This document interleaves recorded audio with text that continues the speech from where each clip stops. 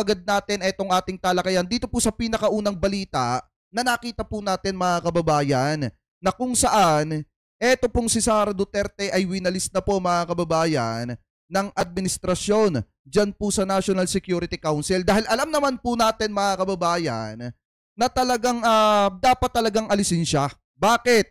Kasi pagka yung ating teritoryo mga kababayan ay pinapasok ng China at yung ating mga Philippine Coast Guard mga kababayan ay hinaharas ng mga Chinese Coast Guard, tahimik po yung ating Vice Presidente at no comment. At alam din naman natin mga kababayan, lahat naman tayo saksi kung paano niya bigyan ng importansya mga kababayan ang China. Ano po, tahimik siya pagdating sa isyu ng teritoryo, pero napakaingay niya mga kababayan kapag ipagtatanggol nila yung China mga kababayan. Ano po, so ngayon, eto pakinggan po natin etong nakita po nating balita galing po dito sa GMA Integrated News. Sabi po dito mga kababayan, Vice Presidente at mga dating Pangulo inalis na ni PBBM bilang mga miyembro ng National Security Council. So ito ay play na po natin mga kababayan.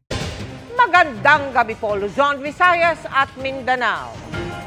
Tinanggal sa National Security Council ang Vice Presidente alinsunod sa bagong executive order ni Pangulong Bongbong Marcos. Ayon sa Malacanang, eto mga kababayan, press 1 nga kung tama ang ginawa ni PBBM na tanggalin etong si Sara Duterte at yung mga dating presidente mga kababayan dyan po sa National Security Council. Dahil kung ako ang tatanungin nyo mga kababayan, eto kung ako ang tatanungin nyo, tama lang na tinanggal etong si Sara.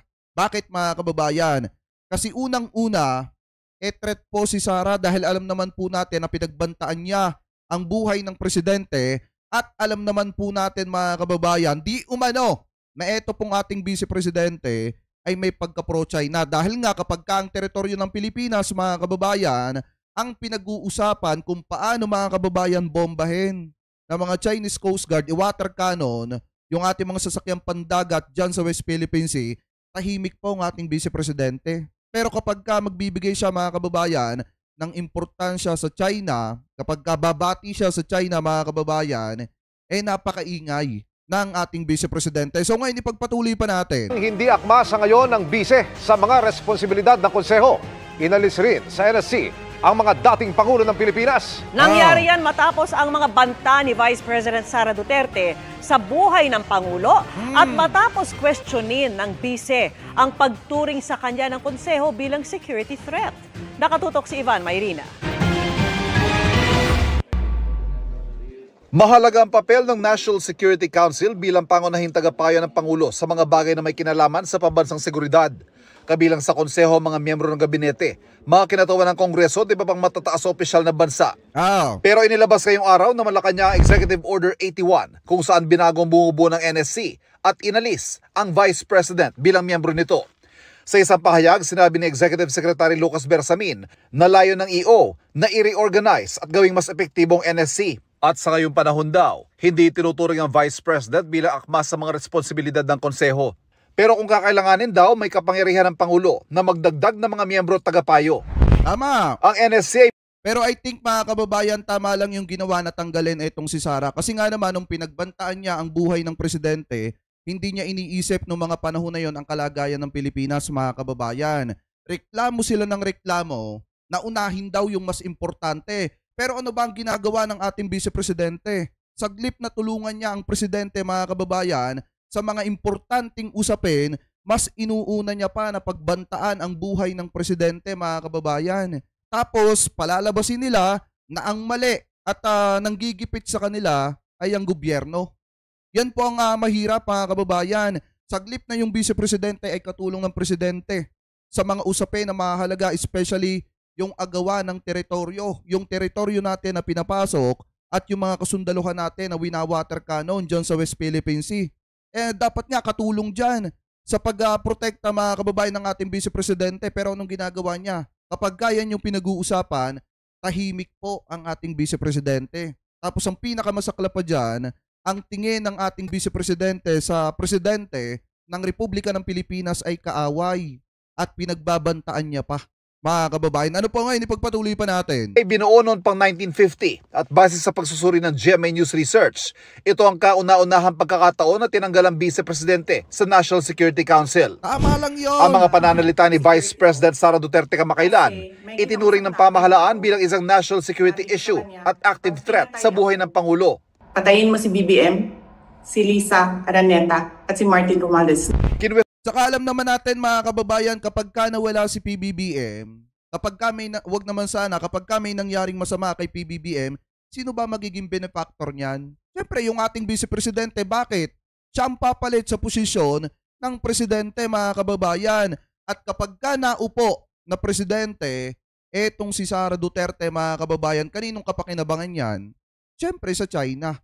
Kasi alam naman natin, mga kababayan, lahat na di umano, eto pong mga Duterte, mga kababayan, maka-China. Dahil kitang-kita naman po natin yan sa panahon ng pamumuno ng tatay nitong si Sara Duterte. Kung paano niya sabihin na yung Pilipinas, mga kababayan, willing niyang gawing probinsya ng China. Diba? So ngayon, ipagpatuloy ba natin? Question din noon ni VP Sara kung bakit ni minsan hindi siya nakatanggap ng imbitasyon para dumalo sa pulong ng NSC. Please submit within 24 hours an explanation in writing with legal basis. Bakit hindi na member ang Vice President sa National Security Council? Kasi nga, threat ka na. Or bakit hindi ako nakakatanggap ng invitation ng meeting? Whichever is applicable. Sa nilagdaang EO ngayon ni Pangulong Bongbong Marcos, ipiniliwanag na isinagawa ang pagbabago dahil kailangan daw tiyakin na manatiling resilient ang NSC at kayang sumabay sa mga nagbabagong hamon sa loob at labas ng bansa. Kailangan din daw masiguro na pinaninindigan at pinoprotektahan ng mga miyembro ng NSC ang national security at sovereignty.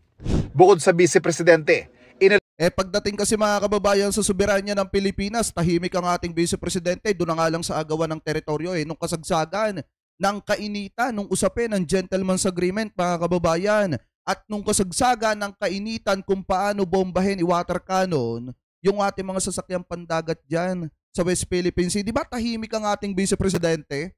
Tapos pagdating mga kababayan, sa pagprotekta nila kay Kibulok, pagdating sa pagbati niya, pagbibigay niya ng halaga sa China, mga kababayan, napakaingay ng ating Vice Presidente. Pagdating sa pagbabanta sa buhay ng Presidente, napakaingay ng ating Vice Presidente. Pero kapag ang pinag-uusapan na ay teritoryo ng Pilipinas, tameme, no comment ang ating Vice Presidente. Kaya dapat lang talaga mga kababayan na tanggalin po siya sa National Security Council. Kasi unang-una, hindi niya pinapahalagahan ang soberanya ng Pilipinas. Pangalawa, tahimik siya kapag ka nagkakaroon ng problema sa West Philippine Sea. Ano po, so ngayon, ipagpatuloy pa natin. Inalis din sa EO bilang miyembro ng NSC ang mga dating Pangulo ng Pilipinas. May 3 dating Pangulong nabubuhay pa, sina Joseph Estrada, Gloria Macapagal Arroyo at Rodrigo Duterte, ama ni Vice President Sara Duterte. At ama lang yon, tablahin na si Digong. Tsaka mas mahalaga talaga mga kababayan, yung mga nakaposisyon. Ano po yung mga nakaposisyon dyan sa National Security Council, yung may mga posisyon din sa ating gobyerno, katulad ng mga senador, mga kababayan, ng ibang mga senador, at katulad ng ibang mga nasa kamara. Ano po, dapat lang talaga nang ilagay ay yung nakaposisyon sa ating gobyerno na may pagmamahal sa Pilipinas. Hindi yung nagsasabi lang na mahal nila ang Pilipinas, pero kapag naandyan dyan, mga kababayan, yung problema at ang kaanuhan natin ay ang China, tahimik yung mga pro-China na nagsasabi na mahal nila ang Pilipinas. Ano po, kaya dapat lang talaga natanggalin na sila.